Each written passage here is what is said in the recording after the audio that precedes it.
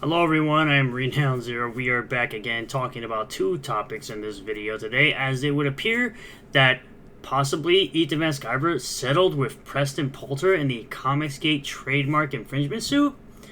According to JDA, which, like I said, take it with a grain of salt because I don't actually have facts presented. I have what's posted here from JDA, which I'm sure he's in the know about this whole thing, but we'll see how that goes. Also, we're just gonna do a quick portion with actual Dum who wants to sit here and claim the same exact thing that all these other retarded individuals on the internet claim about the new Isom statute. These guys cope and seethe so much about literally every single thing this man does. I don't get it. If you don't like the content, stop watching it. I don't understand why these guys pocket watch and consistently talk about this thing that they don't like so much.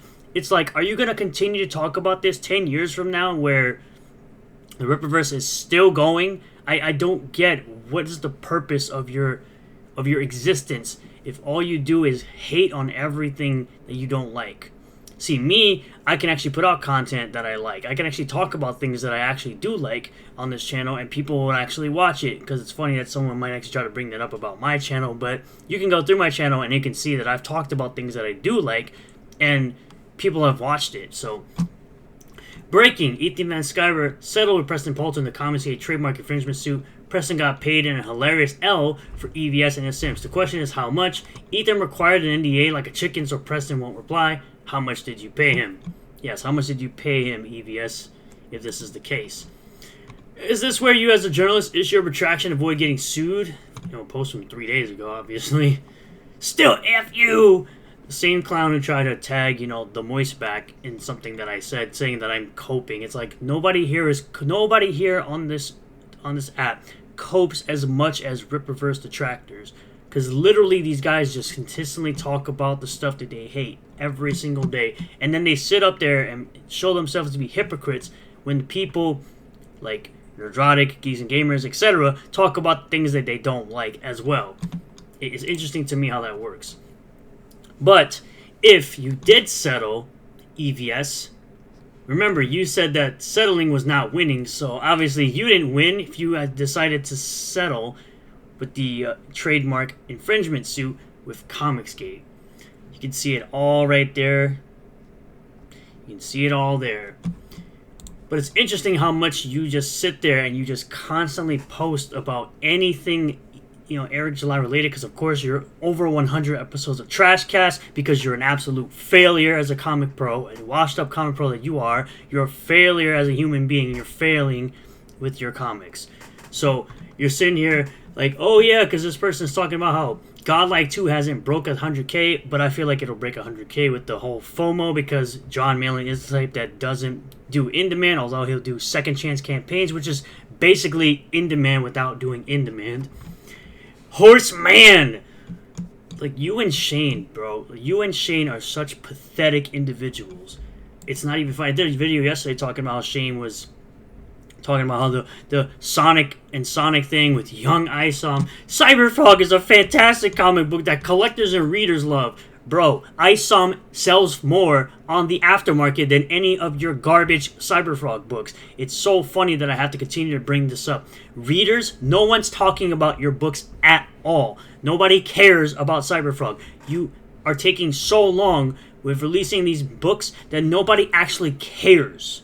You're more concerned about what's coming out of the Rippaverse than actually being concerned with finishing your projects. And this right here, this is you about to launch yet another campaign. By the way, you're launching a campaign for Warts and All, another Warts and All campaign.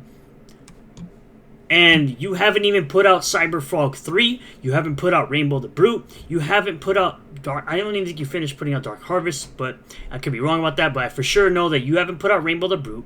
You haven't put out Cyberfrog 3. And then you're sitting here... I don't even think you've even put out your Fearsome book, and then you're sitting here doing yet another Warts and All campaign. You're starting yet another campaign because you probably have to pay up those fees if that's the case, if this is to be true. And all you're doing here is saying, oh, this person's comics look terrible. Nobody listened. Back in the day and find out yourself. Yeah, people are more interested and are actually getting new material and books from JDA than you. And he's clearly making hand over fist with each comic. So you got clowns like Tom Tuttle. You got clowns like this weirdo right here. Like, it should be Tony fanboy, because that's exactly what you are. You're a moistback fanboy, because you don't ever talk about anything comics related. You're just sitting there suckling off the teat of EVS. You, Tom Tuttle, and you, this clown down here, you are absolutely vermin. It totally fits who you are. But you sit here and just continue to watch somebody else. And that's all you know how to talk about, is somebody else. It doesn't even matter that JDA got ratioed here, but he's literally telling you the truth that he's making regular high-quality comics, which is a threat to you, because you're clearly running a grift where you're promoting stuff, you're claiming you're working on stuff, and you're not. You're not getting crap out, you're not getting your books out, you're not getting anything out. You just continue to open more and more campaigns to fund the previous campaign, because you ain't got that money like that.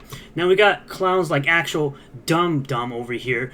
The first Isom product since the lawsuit, and it's called Young Isom, as in Young Rip. It's called Young Isom because it's a younger depiction of Isom from Isom 2, you fucking clown. You are an actual clown, and you're not an actual fan of anything. I've had so many people in my comments talk about how you don't even present anything that you're actually a fan of, outside of suckling off the mainstream. That must be the thing you like the most, to suckle off the mainstream constantly and to be a consumer, with you and your whole little bunch of group of butt buddies over there with your showcast with Eric Debunks and Bob. Like, you guys don't seem to like anything.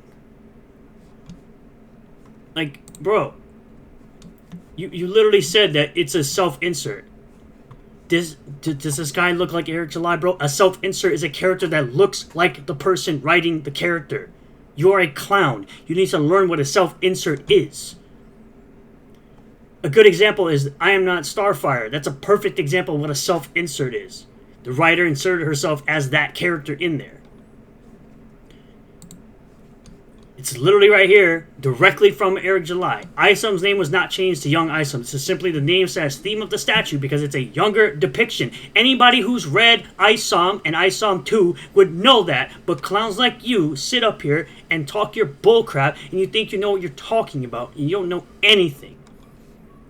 This distinction is important to the character and story and character. This lesson here is to fully watch the actual trailers and read. You'll see this lovely logo in the trailer at the end of the trailer. At about 1 minute and 46 seconds, this logo pops up at the end of the trailer for the statue. But clowns will sit up here and try to pull bullcrap out of their ass and lie to you about nonsense, about nothing, about things that they don't have any idea what they're talking about.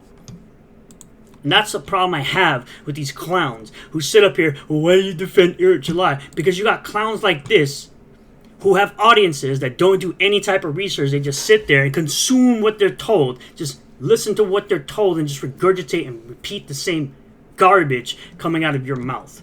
Both you and EVS are exactly the same. You regurgitate garbage, you speak trash, drivel comes out of your mouth, and your audience just repeats it.